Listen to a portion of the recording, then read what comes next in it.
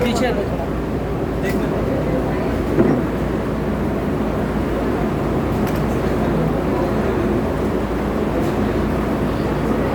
बोलिए कृष्ण कन्हैया लाल की जय, लक्ष्मी नारायण भगवान की जय, भक्त भगवान की जय। नमः पार्वती पते हर हर महादेव। लंबोदरं परमशं परमेकदन्तं रक्तांबरं त्रिनयनं परमं पवित्रम् दिवाकरकरोज्ज्वलकायकान्तं विघ्नेश्वरं सकलविघ्नहरं नमामि। मङ्गलं भगवान् विष्णुः मङ्गलं गरुडध्वजः मङ्गलं पुण्डरीकाक्ष मङ्गलाय तनोहरिः। शशङ्खचक्रं शकिरीटकुण्डलं शपीतवस्त्रं शरशीरुहेक्षणम् सहारवक्षस्थलकौस्तुभश्रियं नमामि विष्णुं शिरसा नमामि विष्णुं शिरसा चतुर्भुजम्। मन्दारमाला तुलितालकाये कपालमालां कृतशेखराय देव्याम्बराय च दिगम्बराय नमः शिवाय च नमः शिवाय। मनोजवं मारुततुल्यवेगं जितेन्द्रियं बुद्धिमतां वरिष्ठं वातात्मजो नरयोधमुख्यं श्रीरामदूतं शरणं प्रपद्ये। श्रीरामदूतं शरणं प्रपद्ये।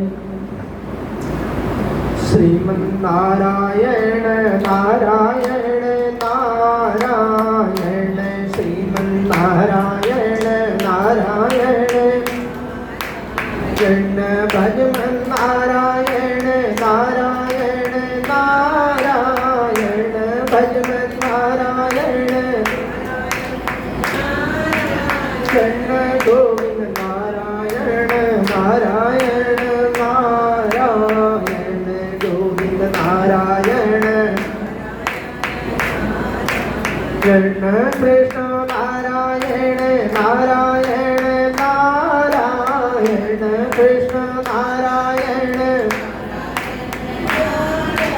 जन श्रीमन्नारायण नारायण नारायण श्रीमन्नारायण। जो करते रहोगे भजन धीरे धीरे जो करते रहोगे धीरे तो मिल जाए राधा रमण धीरे धीरे तो मिल जाए राधा वे जो करते रहोगे जतन धीरे धीरे जो करते रहोगे रे तो मिल जाए राधा रमण धीरे धीरे तो मिल जाए रे विषय वासनाओं को मन से हटाओ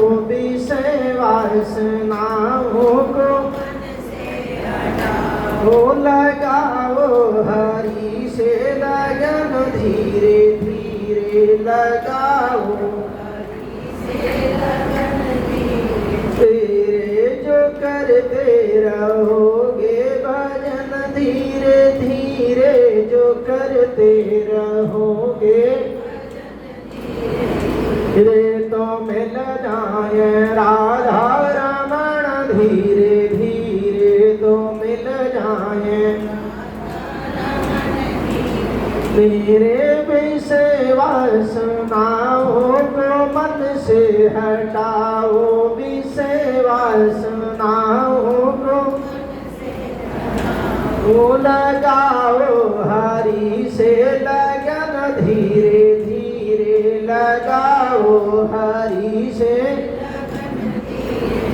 रे जो करते रहोगे भजन धीरे धीरे जो करते रहोगे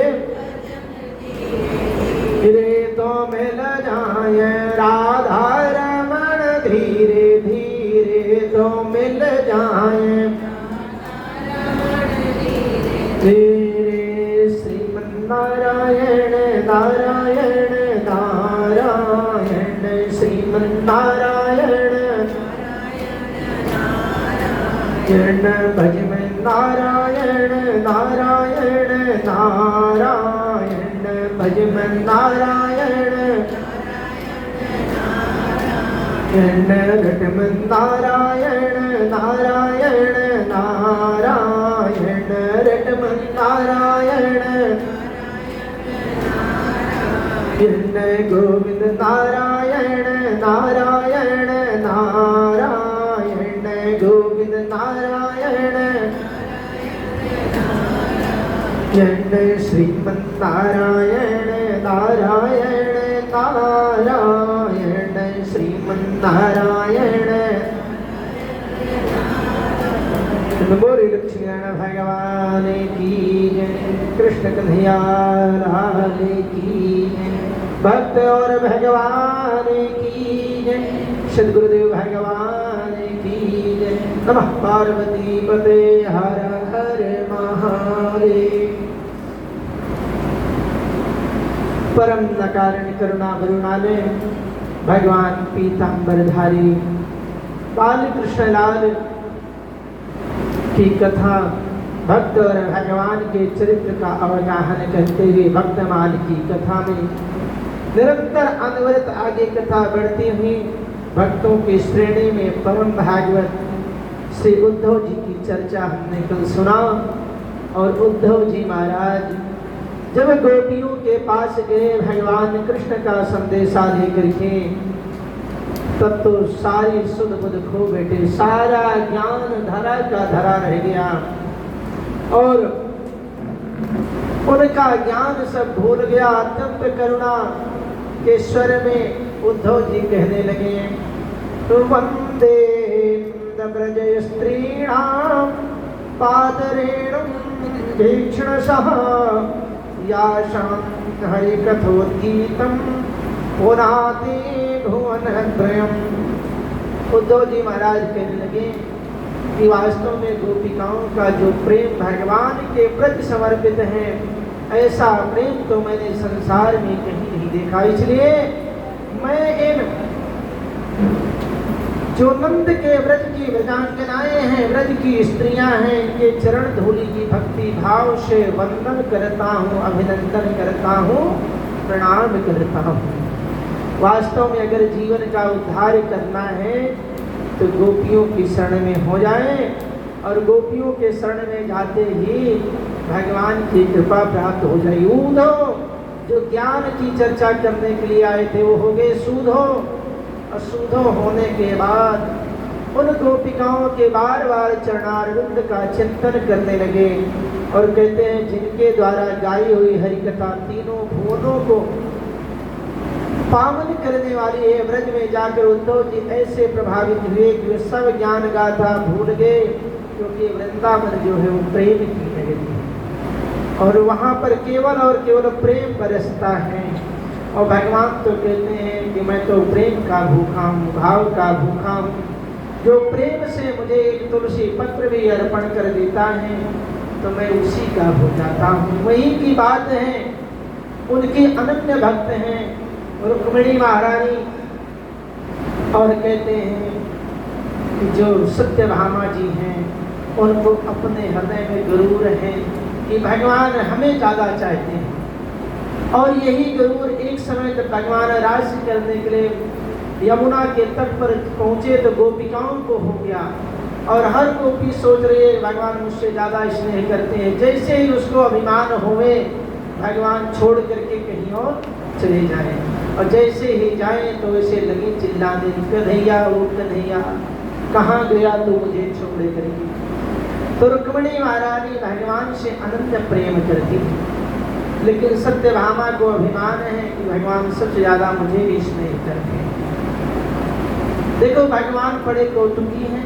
जैसे घर का बच्चा कोई बात ना सुने तो लोग विचार करते हैं कि इसको सही बात किसी और के माध्यम से कहलाई जाए ताकि इसको समझ में आ जाए, जिसकी बात को ये माने। क्योंकि घर वालों की बात लोग नहीं मानते, उसका कारण सबसे बड़ा है उसमें नैकट्य दोष हो जाता है, निकटता का दोष हो जाता है। भले ही घर वाले वही बात सही बताएं लेकिन उनकी नहीं मानेंगे, लेकिन वही कहीं बाहर जाएं और वहाँ से सुन कर के आएंगे तो कहेंगे अरे हम तो वहाँ से सुन कर के आए हैं, ये ऐसे होता है। तो रुक्मिणी महारानी और सत्यभामा जी के होड़ लगी कि मैं तो भगवान को सदा अपने वश में रखूंगी, मेरे पास रहेंगे। भगवान ने देखा इन देवी को अभिमान हो गया, इसलिए इनके अभिमान को दूर करना चाहिए। क्योंकि नरकासुर को मारने के बाद भगवान जो है देवराज इंद्र से जो पुष्प ले आए थे वो ला करके जब सत्यभामा जी को दिया तो सत्यभामा को अभिमान हो गया कि और तो किसी को नहीं, मुझे ही ला करके पारिजात का पुष्प निवेदित किया है। भगवान ने नारद जी को बुलाया, कहा आओ तुम थोड़े समय के लिए हमारे गुरु बन जाओ, क्योंकि सत्यभामा को बड़ा अभिमान हो गया है, वो दूर करना जरूरी है। नारद जी आए और जब नारद जी आए तो भगवान की चर्चा हुई। भगवान बात में सत्यभामा के पास पहुँचे और कहते हैं संसार में जो कुछ मिला है ये पूर्व जन्म के दान के प्रभाव से मिला है। जिसने भी दान किया है उसको ये मिला है। सत्यभामा ने पूछ लिया मैंने ऐसा क्या दान किया था कि जो मुझे भगवान मिले। कहा तुमने बड़े भक्ति भाव से भगवान की सेवा अर्चना की थी और इनको पति के रूप में वरदान मांगा था, इसलिए ये तुम्हें मिले हैं। तो सत्यभामा कहने लगी कि गुरुदेव एक बात बताओ, कोई ऐसा उपाय है कि जिससे जन्म जन्मांतर तक केवल मेरे ही बने रहे और किसी के ना हो। अभी तो ये सबके हैं, रुक्मिणी इत्यादि जितनी पटरानियाँ हैं सबके हैं, लेकिन कोई ऐसा उपाय है कि जिसको मैं करने के लिए तत्पर हूँ कर दूँ, जिससे जन्म जन्मांतर के लिए मेरे ही अकेले के रह जाए। नारद जी ने कहा हाँ बिल्कुल उपाय है। कहा बस वो उपाय बताओ जो यज्ञ अनुष्ठान हो जल्दी से उसको कराओ। नारद जी ने कहा जिसको जन्म जन्मांतर तक प्राप्त करना है उसको दान कर देना चाहिए। अगर जीवन में तुमने जिसको दान कर दिया वही तुम्हें दूसरे जन्म में मिल जाता है। लेकिन ये बात तुम अकेले ही जाना, तुम अकेले दान करना और किसी को पता न चलने पाए। लेकिन या उस चीज को, उस वस्तु को दान कर दो या उनके बराबर कोई चीज दान कर दो, तब जन्म जन्मांतर तक वो तुम्हारी हो जाएंगे। शास्त्रों में भी वर्णन है कि भाई जो हमने पहले जन्म में किया था वही इस जन्म में मिल रहा है, जो इस जन्म में करेंगे वो आगे मिलेगा। बैंक में अगर अकाउंट खुलवा लिया है तो जो पैसा पड़ा रहेगा उसका ब्याज मिलेगा, और जब अकाउंट ही नहीं खुलवाया तो ब्याज कहाँ से मिलेगा। सत्यभामा ने कहा कि मैं भगवान को ही दान कर दूँ। महाराज उपाय बतलाओ। कहा कुछ नहीं, कल बढ़िया समय है, शुभ मुहूर्त प्रातः काल के समय में तुम भगवान को दान कर दो और ये हमेशा हमेशा के लिए तुम्हारे हो जाएंगे। सत्यभामा आज प्रातः काल तैयार हुई, बड़े प्रेम से सोनो श्रृंगार किया, प्रसन्नता पूर्वक भगवान को दान करने के लिए तत्पर हुई। नारद जी ने कहा भगवान बात बन गई है, अब काम सिद्ध हो जाएगा। भगवान ने कहा ठीक है। भगवान के पास जाके सत्यभामा कहते हैं प्रभु जल्दी करिए, क्या बात है देवी आज बड़ी जल्दी तैयार हो गई। कुछ नहीं प्रभु, हम आपको जन्म जन्मांतर में छोड़ना नहीं चाहिए। भगवान कह रहे देवी मैं भी नहीं छोड़ना चाहता, तो बस प्रभु इसी का उपाय है, तो इसलिए मैं आज आपको ले चल रही हूँ।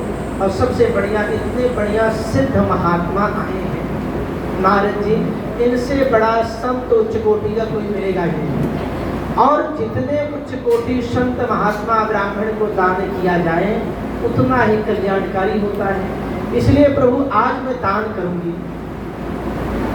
तो भगवान ने कहा आज दान करोगे? हाँ। कहा किस लिए?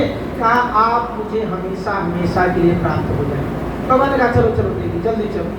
ठीक। और जाने के बाद नारद बाबा ने अपना उपाय किया और कहते हैं कि देवी तुम्हें जिस चीज की प्राप्ति करना हो अगले जन्म में उस चीज को अपने हाथ में ले लो, जन्म जन्मांतर तक तुम्हारा हो जाए।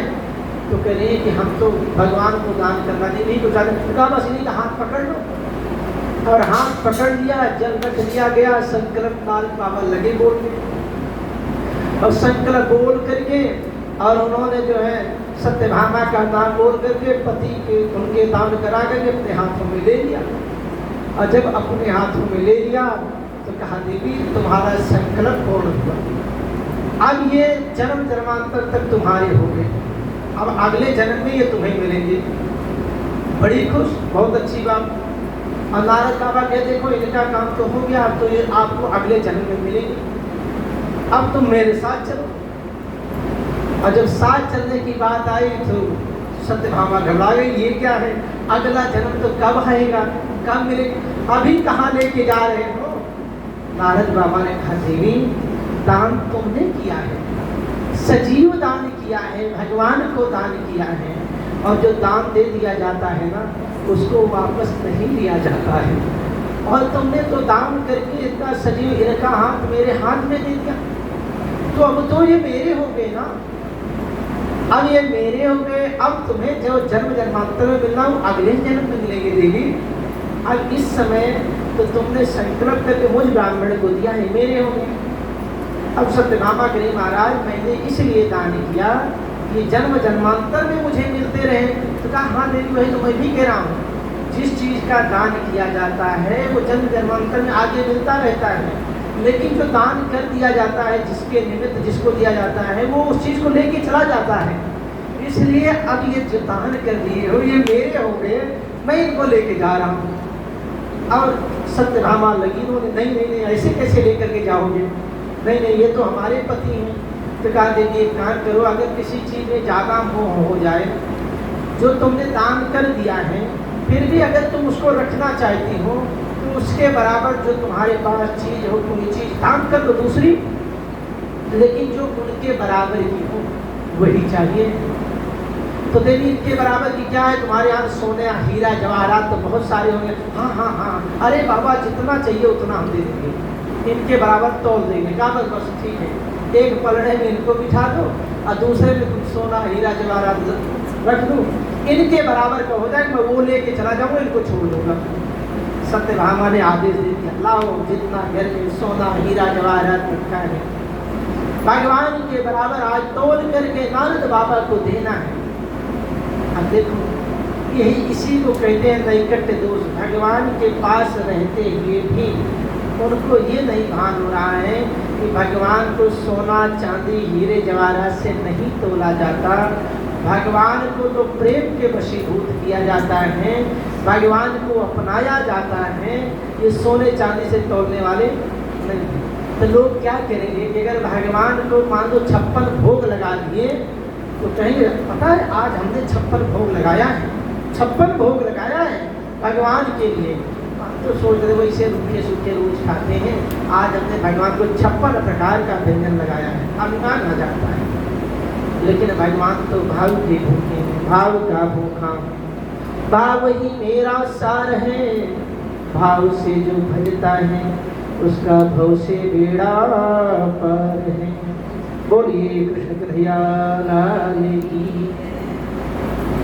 सत्यभामा देवी ने एक पलड़े में भगवान को बिठा दिया, प्रभु आप इस पलड़े में बैठ जाओ। नारद बाबा को आपके बराबर हमें वस्तु का दान करना है, सोना चांदी हीरा जवाहरात का दान करना है, सारी चीजें मंगवा करके लगे तराजू में रखें। अब भगवान का पलड़ा तो नीचे ही रहे, जितना रखें थोड़ा उठे और वैसे रह जाए। स्थिति ये हुई महाराज कि पूरे घर की सारे हीरे जवाहरात सब कुछ रखवा दिया, लेकिन भगवान का पलड़ा तो नीचे ही है और सब चीज ऊपर रहे। नारद बाबा कहते देखो देवी ऐसा है, तुम इनके बराबर की चीजें दे नहीं पा रही हो, इसलिए मैं इनको लेकर के जा रहा हूँ। जब तुम्हारे पास इनके बराबर की चीज हो जाए तब तुम लेकर के आ जाना, हमें दे देना। पलड़े में रख करके एक पलड़े में इनको बिठा दूंगा, एक में उस सामान को रखूंगा, फिर आप इनको ले जाना। अभी तो मैं लेकर जा रहा हूँ। अब तो लगी घबराने, लगी रोने, अरे ये क्या हो गया हमसे, तो बड़ा अनर्थ हो गया। हमने भगवान को अपने पति को दे दिया, जो संसार में सब जो है भगवान को ढूंढते फिरते हैं। अरे मैं कैसी अहंकार में आ गई, कैसे मोह में आ गई कि जन्म जन्मांतर के चक्कर में जो बाद में मिलना है, बाद में कब मिलेगा, तो जो अभी मिला था उसको भी हमने छोड़ दिया। और मेरी कुटिलता को देखो, इनके बराबर की चीज़ें जब देने की बात आई तो मैं कुछ दे भी नहीं पाया, मैं क्या दूँ। ये सोचते सोचते रोने लगे और ईर्ष्या सबसे ज़्यादा रुक्मिणी से थी। अब मरता क्या नहीं करता, रुक्मिणी के पास भाग करके गई, देवी मुझसे, बहन मुझसे बहुत बड़ी गलती हो गई, भूल हो गई, मेरे अपराध को क्षमा करो, क्या हो गया। सारी कहानी सुना, ऐसे ऐसे हो गया, मेरे मन में ये पाप आ गया कि भगवान मेरे ही रहे। मैंने नारद बाबा को दान कर दिया और वो ले करके जा रहे हैं और प्रभु विवश है, करे मैं तो कुछ कर ही नहीं सकता देवी, क्योंकि तुमने दान किया है। और मैंने तुमसे कितनी बार पूछा लेकिन तुमने नहीं माना, बार बार मुझे दान ही कर दिया। अब जब दान ही कर दिया तो जिसके हाथ में मेरा दान गया मैं उसी का हो गया। इसीलिए विवाह संस्कार में जब पाणी ग्रहण संस्कार हो जाता है तो बेटी का हाथ दे दिया जाता है, तो फिर उसको वापस अपने स्वयं ग्रहण नहीं किया जाता है। भगवान कहे देवी तुमने तो मुझे ही जब दान कर दिया तो कोई बात ही नहीं, मैं तो जा रहा हूँ। रुक्मिणी ने कहा तुमने बहुत बड़ी गलती कर दी, ऐसी गलती तुमने की है जिसकी भरपाई करना बड़ा मुश्किल है। लगी रोने, दीदी कुछ तो उपाय करो, कोई तो उपाय होगा भगवान को रोकने के लिए। नारद बाबा कहे इनके बराबर की कोई चीज दे दो तो मैं इनको छोड़ दूंगा। और दीदी हमने तो सारा सोना हीरा जवाहरात सब कुछ दे दिया, लेकिन फिर भी पलड़ा उनका नहीं था, नीचे हीरा। दीदी तुम कुछ करो। जब ये बात आई, सोना हीरा ने सब कुछ दे दिया, इनके बराबर पलड़ा नहीं उठा, तो फिर तो रुक्मिणी को ध्यान आ गया, ओ ये अभिमान में धन से तोड़ना चाहती हैं भगवान को, लेकिन भगवान धन से नहीं भाव से तोड़ते हैं। रुक्मिणी ने कहा चलो कोई बात नहीं, मैं चलती हूँ, देखती हूँ। रुक्मिणी गई, हाथ जोड़ करके भगवान के चरणों में प्रणाम किया, प्रभु ये सब क्या माया है। भगवान ने कहा देवी कोई माया नहीं है, इन्होंने मुझे दान कर दिया है। अब नारद बाबा इस जिद पर अड़े हैं कि मेरे बराबर कोई चीज दे दो तो वो जो है मुझे छोड़ करके जाएंगे, नहीं तो मुझे ले करके जाएंगे। और मैं तो जा रहा था तो जबरदस्ती मुझे पलड़े में बिठा दिया है कि मेरे बराबर की चीजें देने के लिए तैयार हैं। अब देवी तुम कुछ कर सको तो करो। रुक्मिणी ने कहा आदेश दिया जितना ये सोना हीरा जवाहरात दूसरे पलड़े सारा का सारा उतार दो। सारा उतार दिया। कहने लगे देवी इनके बराबर की चीज क्या है, ले आओ। तुरंत रुक्मिणी बाहर निकली, यही तुलसा का एक पत्ता तोड़ा और ला करके दूसरे पलड़े में रखा, और जैसे ही पलड़े में रखा वो पलड़ा भारी हो गया, भगवान का पलड़ा उठ गया। बोलिए कृष्ण कन्हैया लाल की। तो भगवान तो कहते हैं कि मुझे कोई सोना हीरा जवाहरात में नहीं तोड़ सकता, मुझे तो भाव के द्वारा ही प्राप्त किया जा सकता है। भाव का भूखा हूँ, भाव ही मेरा सार है, भाव से जो भजता है उसका भव से बेड़ा पार है। इसलिए भगवान के बराबर की कोई वस्तु है संसार में कुछ भी नहीं है, क्योंकि यही बात जो है मनु और शत्रुपा ने जब तप किया तो उन्होंने यही वरदान मांगा। भगवान ने कहा वरदान मांगो, उन्होंने कहा चाहे तुम्हें समान सुत, मैं आपके समान पुत्र चाहती हूँ। भगवान ने कहा बड़ी समस्या है, मेरे समान तो संसार में मैं ही, दूसरा तो कोई है नहीं। तो वापस से कहा तो जाइए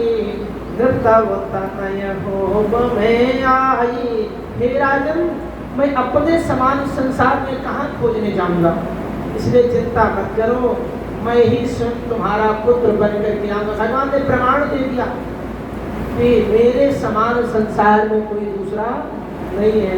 और इधर सत्यभामा जी भगवान के बराबर सोना हीरा जवाहरात देकर के भगवान को खरीदना चाहती हैं और भगवान का पलड़ा हमेशा भारी रहा। लेकिन रुक्मिणी ने भाव से याद करके एक तुलसी का पत्र चढ़ाया, क्योंकि भगवान कहते हैं कि संसार में मुझे कोई नहीं खरीद सकता, जो मेरा भक्त है वो भाव के द्वारा ही खरीद सकता है, क्योंकि मुझे ये सारी चीजें बहुत पसंद है। क्या पत्रम पुष्पम फलम तोयम यो में भक्त्या प्रयच्छते, पत्र बेल पत्र तुलसी पत्र, फलम फल, तोयम जल, पुष्पम फूल। पुष्प का पर्यायवाची होता है सुमन, सुंदर मन के साथ भक्ति के साथ जो अर्पण करता है वो मुझे खरीद लेता है। मैं तो बिनमोल बिक जाता हूँ, जिसमें कोई मोल भाव नहीं होता है। तो भगवान तो अनमोल है और ये बिकते बिनमोल हैं, लेकिन खरीदार कैसा होना चाहिए, जो चरणों में समर्पित हो। अहंकार की निंद लेकर के भगवान की शरण में जाओगे तो उल्टे भगवान को भी खोदोगे, उनको पाओगे नहीं। तो ऊध हो वही चले सूद हो, क्योंकि ज्ञान की बात लेकर के चले थे। अभिमान था कि मुझसे ज्यादा ज्ञानी कोई नहीं है। और आज मैं गोपियों को समझा दूंगा कि तुम निराकार भगवान को भजो, लेकिन वहां जा करके गोपियों के प्रेम में उद्धव का सारा ज्ञान धरा का धरा रह गया। और उद्धव जो है गोपांगनाओं के चरणों की वंदना करने लगे और कहने लगे नाम तवांघ्रिकमलम क्षणार्धमपि केशव त्यक्तुं समुत्सहेनाथ स्वधाम में माम। हे भगवान, वही उद्धव को ज्ञान हो गया, हे भगवान, हे नाथ, मैं आपके चरणों से आधे क्षण के लिए भी अलग होना नहीं चाहता है, क्योंकि मैंने आज गोपियों को देख लिया है, इनके बिना की हालत क्या हो गई है कि परसों को बितायो दियो बरसों तरसों कब पाय पिया परसों। भगवान परसों के लिए कह गए, वर्षों बिता दिए, आज मैं इंतजार कर रही हूँ कि भगवान आए और उनके चरणों को मैं स्पर्श करूं, लेकिन तरसों कब पाए पिया, मेरे नए तरस रहे हैं और आज तक वो मुझे मिले नहीं, इसलिए मैं ऐसी गलती नहीं करूंगा। मैं तो आपके चरणारविंद से एक भी क्षण अलग नहीं होऊंगा। इस तरह से भगवान जो है करुणा निधान की कृपा से परमात्मा स्वयं अपनी कृपा प्रदान की। गोपियों को देख करके मन में जो भाव जगा, भगवान को प्राप्त करने का साधन सबसे उत्तम गोपियों का। उद्धव जी भगवान के ध्यान को स्मरण करते हुए गए, रोने लगे। भगवान ने कहा तुम चले जाओ बद्रिकाश्रम में और वहीं पर तुम्हें मैत्रेय मुनि से मिलन होगा और तुम्हारा कल्याण हो जाएगा। बस फिर क्या था, उद्धव जी बद्रिका आश्रम के लिए जाने से पहले प्रभास क्षेत्र में गए, जहाँ यादवों ने अपने आपस में एक दूसरे से लड़कर विषम का संहार कर लिया। फिर तो मैत्री उद्धव जी को विदुर जी से मुलाकात हुई और भगवान की कथा को सुनाते सुनाते उद्धव जी के गल अवरुद्ध हो गए, कंठ अवरुद्ध हो गए, नेत्र सजल हो गए कि जब भगवान चले गए इस संसार से तो फिर मेरी क्या दशा होगी, यादों की क्या दशा होगी, मैं आपको कैसे बतला सकता हूँ। और परम भागवत उद्धव जी को ही भागवत का सारा ज्ञान देकर भी भगवान इस सारे संसार से चले। बोलिए कृष्ण कन्हैया लाल की। इसके बाद अन्य भक्तों की कथाओं में महाराज अम्बरीश की कथा आती है। जिसको लगभग सभी लोग जानते हैं कि महाराज अम्बरीश एकादशी का व्रत रखते हैं। महाराज का नाम तीनों लोक में विख्यात हो गया। संयोग से देवर्षि नारद जी आए और उनके धर्म को डिगाने के लिए प्रयत्न किया, लेकिन भगवान का जो सुदर्शन चक्र है वो पहरा दे रहा है। दुर्वासा ने कृत्या नाम की राक्षसी को प्रकट किया और तुरंत सुदर्शन चक्र ने सबका संहार किया। और जब संहार किया तो स्थिति ये हुई महाराज कि दुर्वासा जी भगे, तीनों लोक में उनको बचाने वाला कोई नहीं मिला। भगवान के पास गए कि हम तुम्हारे शरणागति हैं, मेरी रक्षा करो।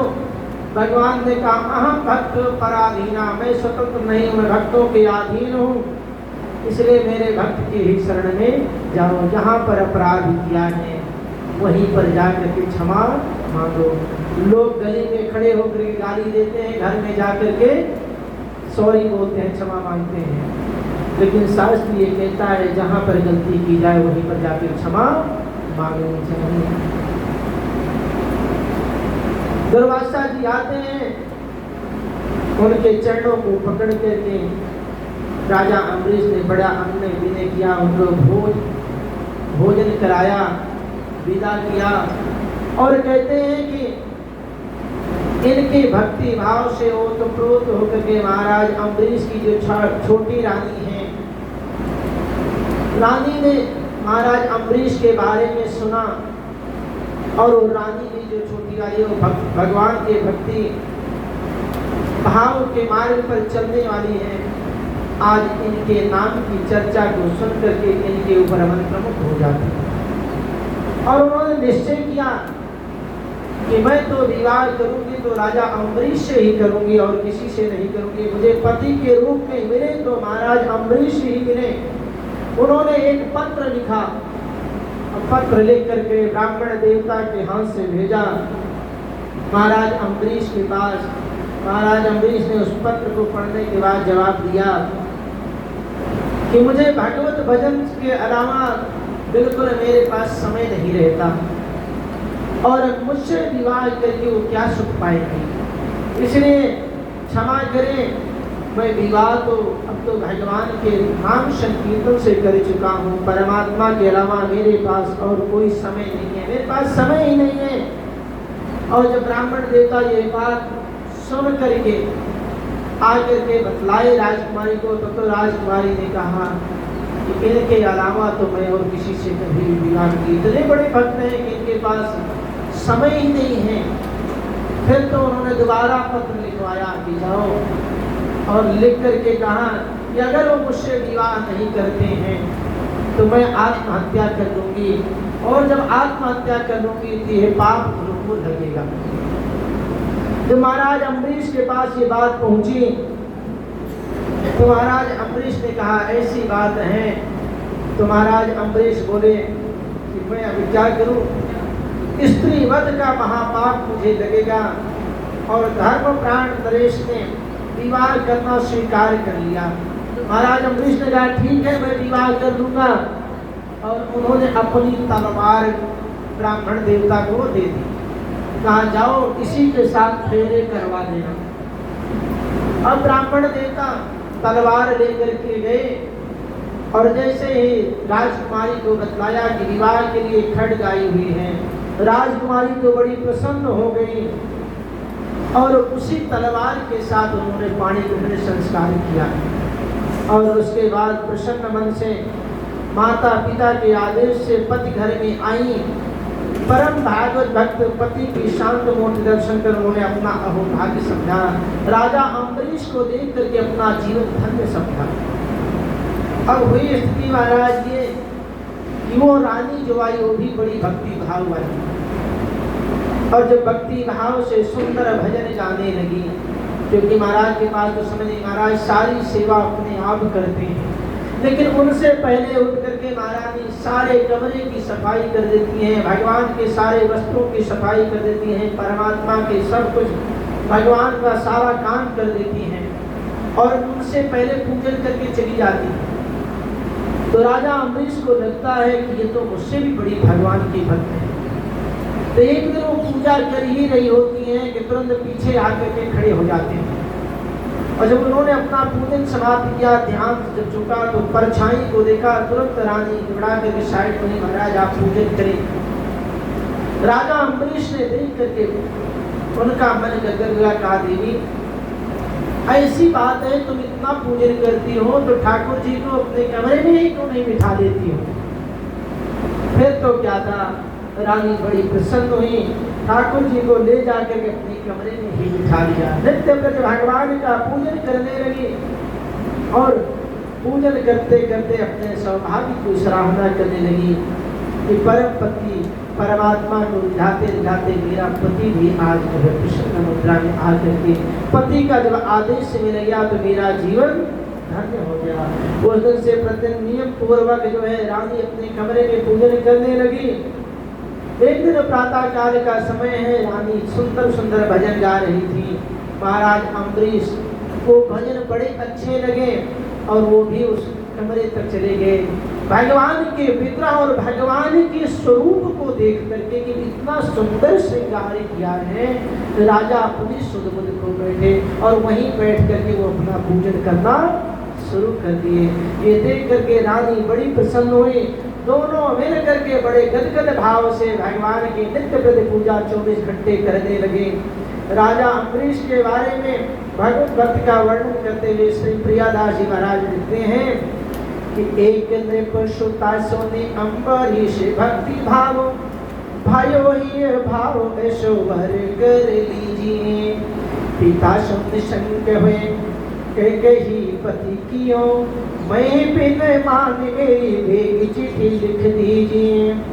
पाती लेके चलो विप्र क्षिप्र वही पूरी गयो नयो चाव जानो ये पेट कैसे दिया दीजिए। कहो तुम जाए रानी बेटी सत आज मोको बोलो न सुहाय प्रभु सेवा मांझ दीजिए। कहो नृप श्रुता सोचो कीजिए जतन कौन पौन जिमी गयो आयो काम नहीं बिया को। फेरी के पठायो सुख पायो मैं तो जान्यो वह बड़े धर्म के लोभ नहीं दिया को। बोलिए दुल्हाय मन भक्ति रिझाय लियो यो पति मुख नहीं देखो और पिया को। जाएगी निसंक ये बात तुम मेरी कहो चेरी जो न करो तो पहले वो पाप जिया को। कहीं भी प्रचाय सुनी चाय बहराए गयो तयो में खड़क या सो फेरी फेर लीजिए। भयो जो विवाह उत्साह कहूँ मात नहीं आई घर अम्बरीश देखी छवि भीजिए। कहो नव मंदिर में झारी के बसेरो देव सब भोग विभो नाना सुख कीजिए। पूर्व जन्म को मेरे भक्ति गंध होती जाते संबंध पायो यह मान दीजिए। रजनी के शेष पति भवन में प्रवेश कियो लियो प्रेम साथ मंदिर के आइए। बाहरी टहल पात्र चौका कर रीझ नहीं गही कौन जाए जामे हो तो ना लखाइए। आवत ही राजा देखी लगे न निवेश की हूँ कौन चोर आयो मेरी सेवा ले चुराइए। देख दिन तीन फेर चिन्ह के प्रवीण कहीं ऐसा मन जो पे प्रभु माथे पधराइए। लई बात मानी मानो मंत्र ले सुनायो कान होते ही बिहान सेवा की पधराई है। करत शिकार फिर आप ही निहारे रहे लहे नहीं पारद झरी सी लगाई है। भई बढ़वार राग भोग शोभा पार भाव भक्ति विस्तार रीति पूरी सब छाई है। नृपहो सुनत अब लागी चोप देखी देखो आयो कत काल मतिया पिया कुलाई है। तो कहने का भाव है कि इस तरह से जो है श्री अम्बरीश जी महाराज और उनकी धर्म पत्नी ने भगवान का साक्षात्कार किया। बड़े प्रसन्न बड़े गदगद हैं और इस तरह से भगवान में नित्य प्रति 24 घंटे भगवान के हरि नाम का संकीर्तन करते रहे। बोलिए कृष्ण कन्हैया लाल की। इसके बाद भगवान के भक्तों की श्रेणी में श्री विदुर जी महाराज का नाम आता है। विदुर जी महाराज की कथा सभी जानते हैं, लेकिन भगवान तो भाव के भूखे हैं। आज विदुर जी के पास मंत्री पद नहीं है क्योंकि निकाल दिए गए हैं। और निकाल क्यों दिए गए हैं? क्योंकि बार बार वो दुर्योधन का विरोध करते हैं कि दुर्योधन गलत है, इसको दंड दीजिए महाराज। लेकिन पुत्र मोह में धृतराष्ट्र अंधे तो पहले थे जन्म से ही, आज सुन करके भी अंधे ही बने। संसार में पुत्र मोह जो होता है ना, वो लेकर के डूब जाता है।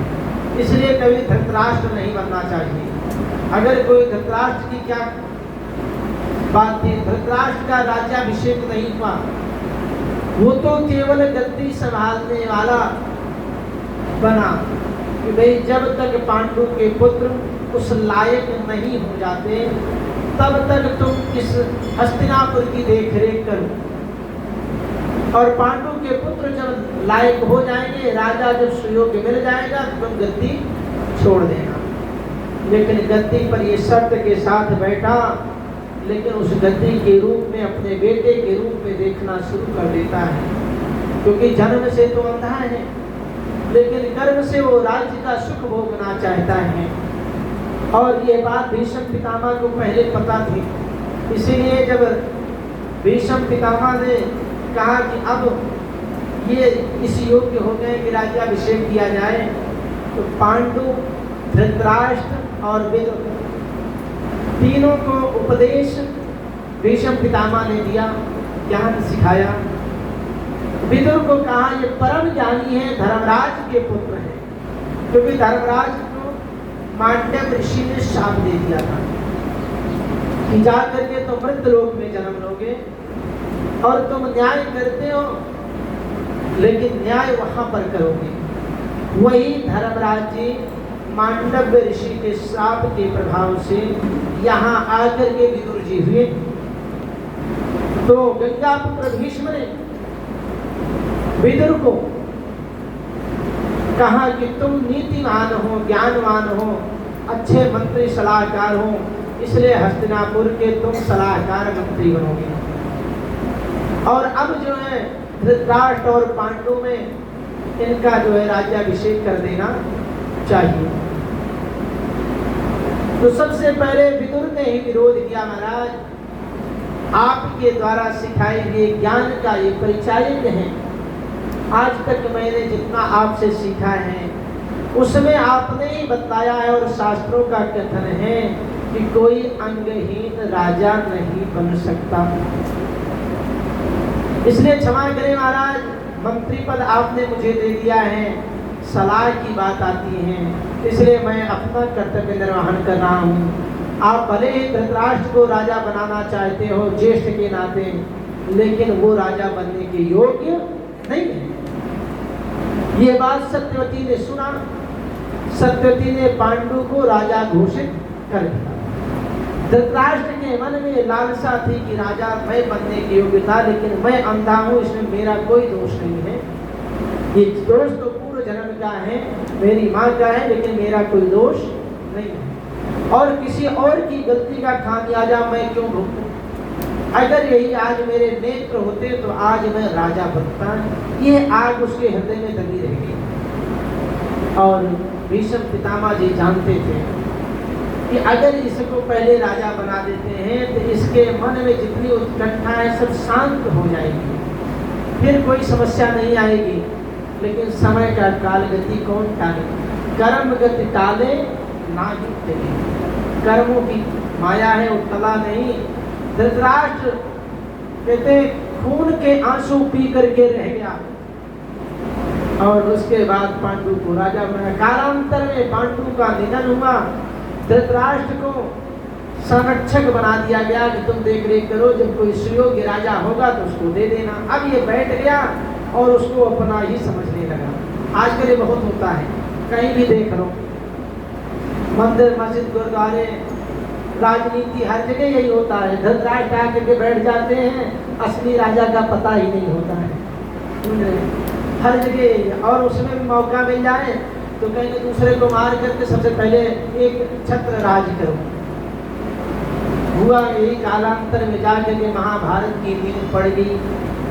विदुर महाराज मंत्री हैं, बार बार रोके। जिस समय दुर्योधन का जन्म हुआ, कहते महाराज ये मूलों में इसका जन्म हुआ, इसको फेंक दो, इसको मार दो, इसको यहाँ मत रखो, जहाँ रहेगा वहाँ ये सत्यानाश करेगा।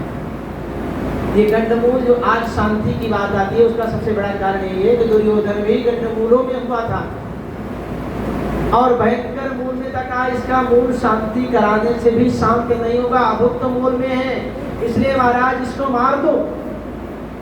लेकिन पुत्र मोह में धृतराष्ट्र ने उसको मारा नहीं। परिणाम ये हुआ, जब वो बड़ा हुआ तो मनमानी करने लगा और सारे गलत कार्य करने लगा। बार बार विदुर समझाएं, अभी भी समय है, राजा हो उसको दंड दो, न्याय करो। यदि आपका पुत्र ना होता तो आपके न्याय दान में क्या दिखाए, क्या करते?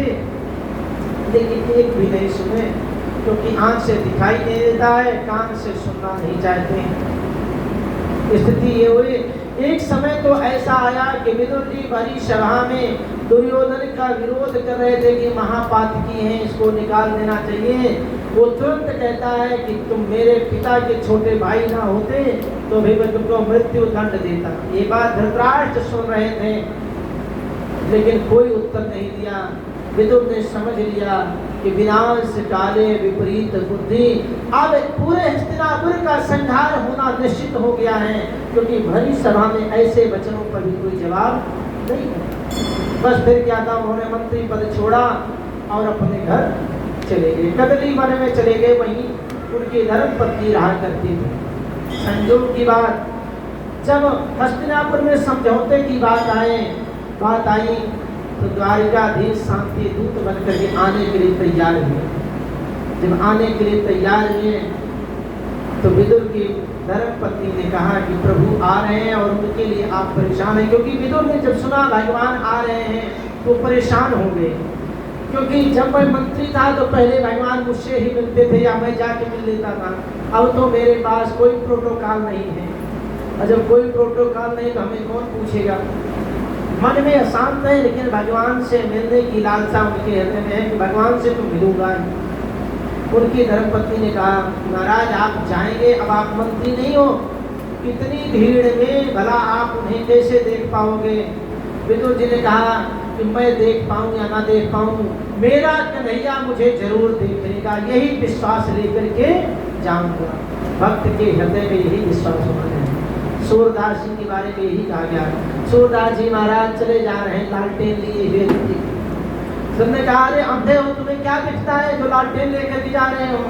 कहा, मैं तो अंधा हूँ, मुझे तो कुछ नहीं दिखता है, लेकिन बड़ा अंधेरा है, सुना मैं भगवान को रास्ता दिखा रहा हूँ, भगवान को रास्ता दिखा रहा हूँ। भाव की बात है कि मैं देख सकूँ या ना देख सकूँ, लेकिन मेरे गोविंद, मेरे परमात्मा मुझे जरूर देखेंगे।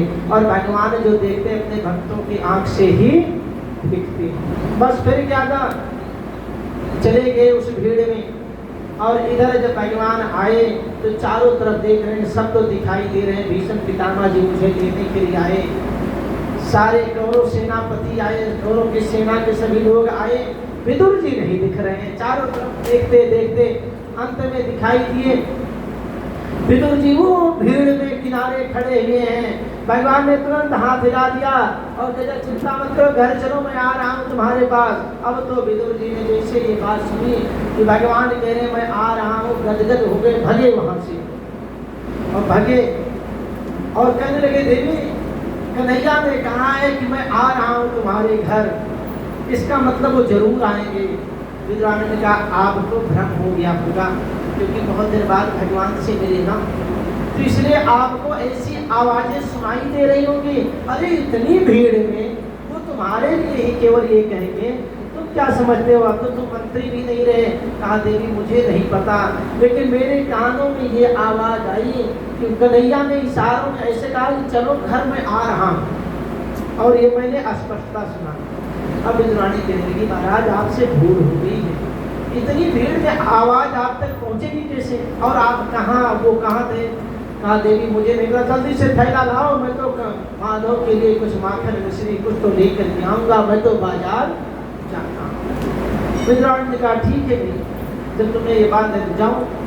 और इधर स्थिति हुई महाराज शांति दूत के समय पर कहने लगे, उत्कोच देना चाहा दुर्योधन ने कि आज इनको खिलाऊंगा पिलाऊंगा और इनको अपनी तरफ कर लूंगा।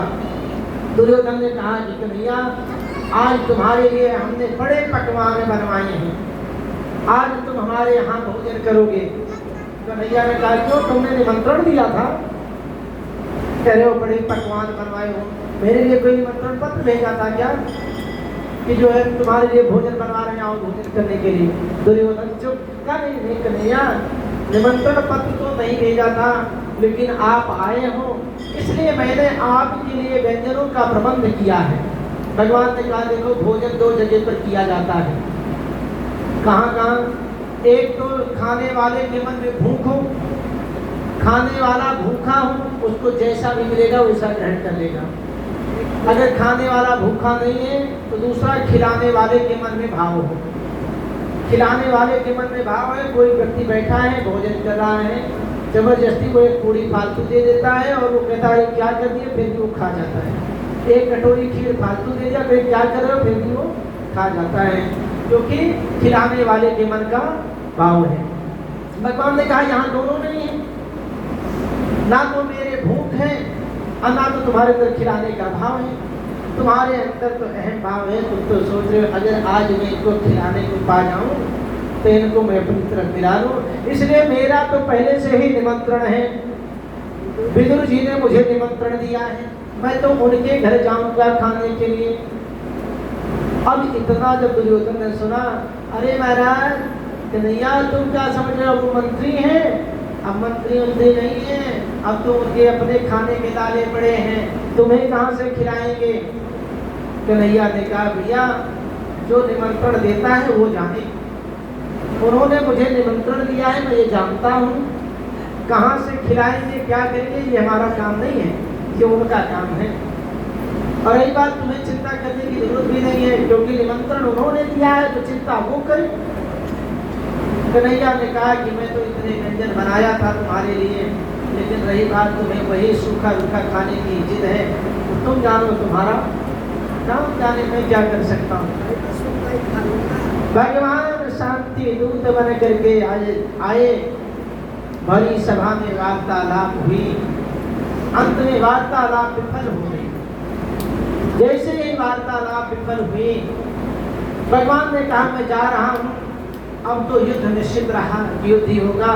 इतने में दुर्योधन अंदर से चल ही रहा था कि मेरे यहाँ तो भोजन किया नहीं, इसलिए मेरी पकड़ में तो आया नहीं, इसको बंदी बना लेते हैं, और जब बंदी बना लूंगा तब तो फिर मैं महाभारत अनायास ही जीतूंगा। उसने आदेश दे दिया सैनिकों इस ग्वाले को बंदी बना लो।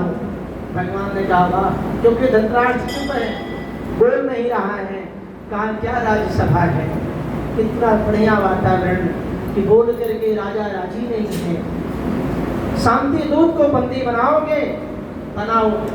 दुर्योधन मुझे साध सकता है तो साध ले, तेरे पास जितनी जंजीरें हों, जो कुछ है बांध सकता है तो बांध ले। आकाश को बांधने चला है, भगवान को बांधने चला है। वहां पर भगवान ने कहा बांध। अब जितने सेवक थे सब दौड़ पड़े लोहे की जंजीर लेकर के। भगवान ने वहां पर अपना विराट स्वरूप दिखाया और सबको दिखाया। फिर उसमें केवल दर्शन करने वाले थे भीष्म पितामह। भीष्म पितामह ने उस विराट स्वरूप का दर्शन किया और द्रोणाचार्य ने उस विराट स्वरूप का दर्शन किया, और एक ने और किया, कौन था वो? कर्ण। कर्ण ने भगवान के उस विराट स्वरूप का दर्शन किया। बड़ी सभा में कृपाचार्य, द्रोणाचार्य और गंगा पुत्र भीष्म और कर्ण ने भगवान के उस विराट स्वरूप का दर्शन किया। दुर्योधन की तो आंखें बंद हो गई, कुछ उसको दिखाई नहीं दिया। उसके बाद भगवान अपने स्वरूप में आकर के विदुर के यहाँ जाते हैं। संयोग से विदुर जी बाहर गए हुए हैं। आज जो है विद्राणी जी स्नान कर रही हैं। प्रियादास जी लिखते हैं कि नाथ ही विदुर नारी अंग पखारी करी आई गए द्वार कृष्ण बोली के सुनाए हैं। विदुरानी जी स्नान कर रही हैं, इतनी देर में भगवान आए और दरवाजे को खटखटा दिया और बोल करके सुनाया। क्या बोले?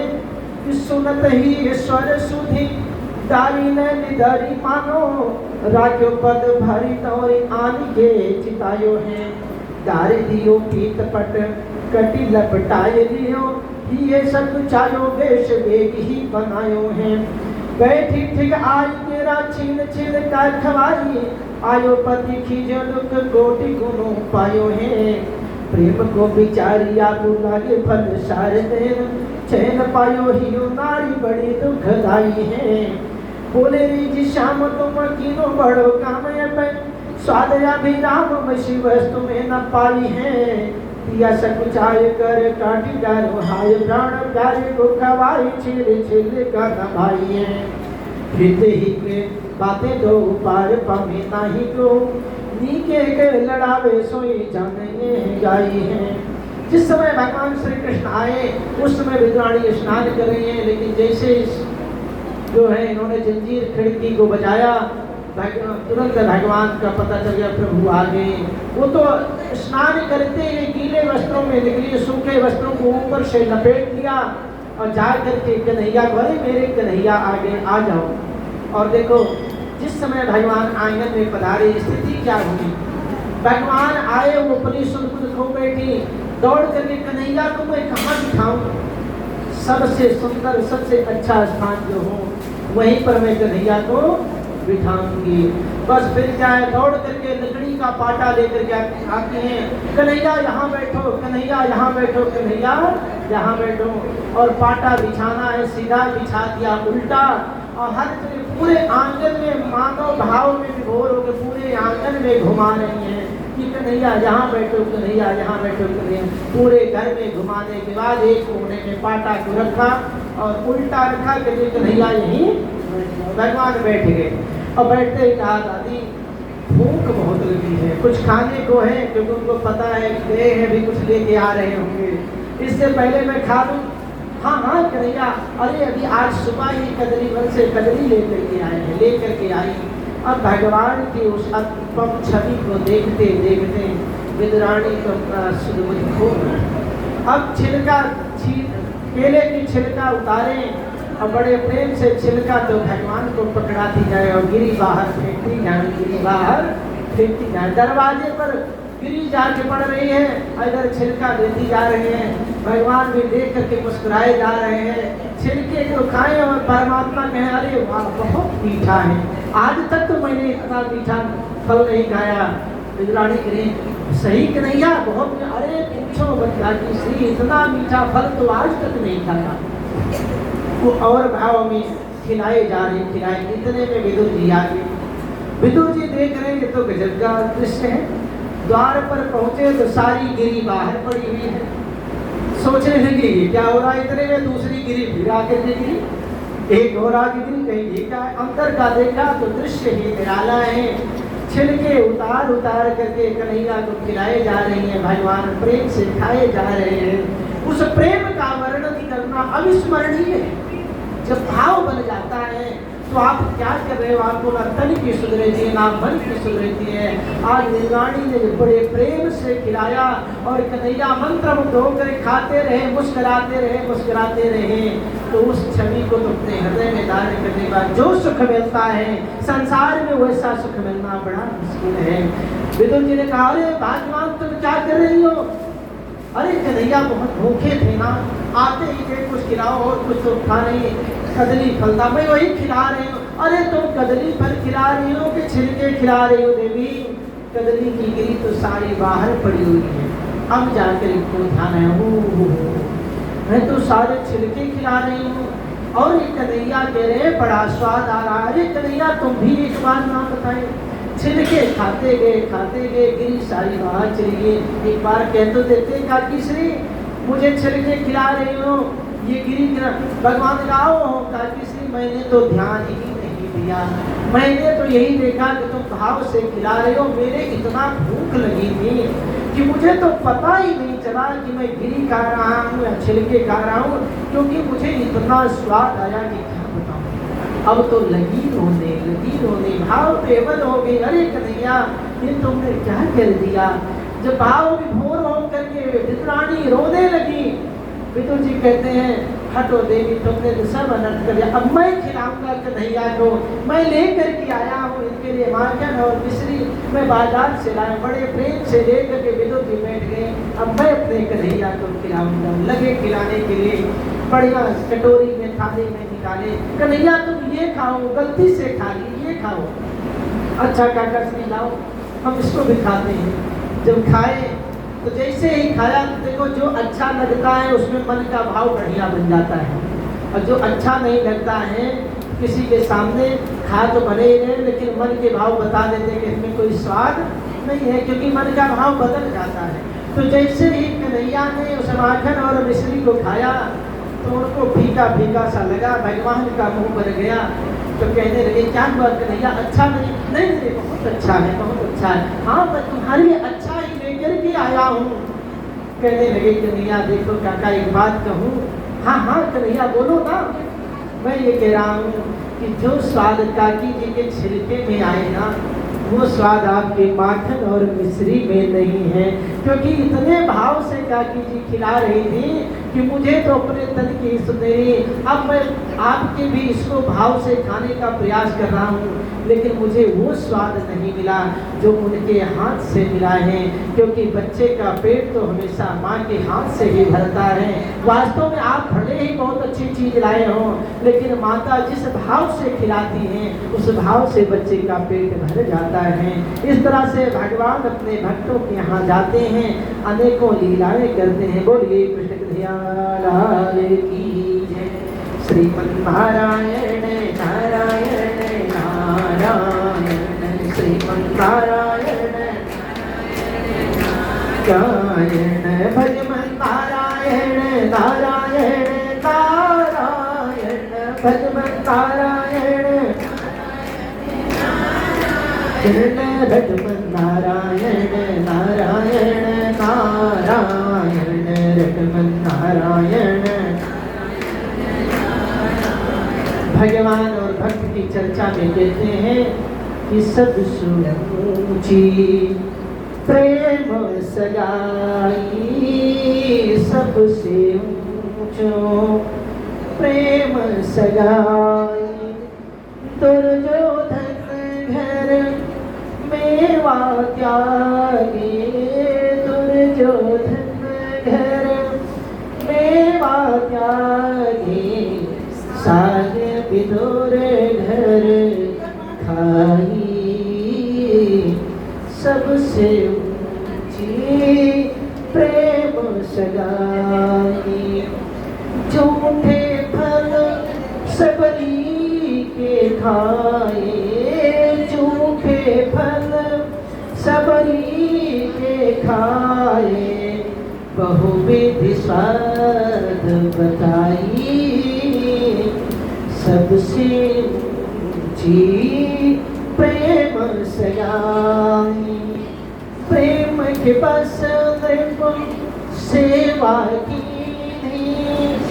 आप बने हरि नाई, सबसे ऊंची प्रेम सगाई, राज सुजय युधिष्ठिर की हो, तामे झूठ उठाई, प्रेम के बस पारथ रथ हाथों, भूल गए ठाकुराई, सबसे ऊंची प्रेम सगाई, ऐसी प्रीति बढ़ी वृंदावन, गोविंद नाच नचाई, सूर गोर लायक नाही, कहाँ लगी कर पढ़ाई, सबसे ऊंची प्रेम सगाई, सबसे ऊंची प्रेम सगाई। दुर्योधन घर मेवा त्यागे, दुर्योधन घर मेवा त्यागे, साग विदुर घर खाई, सबसे ऊंची प्रेम सगाई, सबसे ऊंची प्रेम सगाई। बोलिए कृष्ण कन्हैया लाल की जय। श्रीमन्नारायण नारायण नारायण, श्रीमन्नारायण नारायण, भगवन् नारायण नारायण।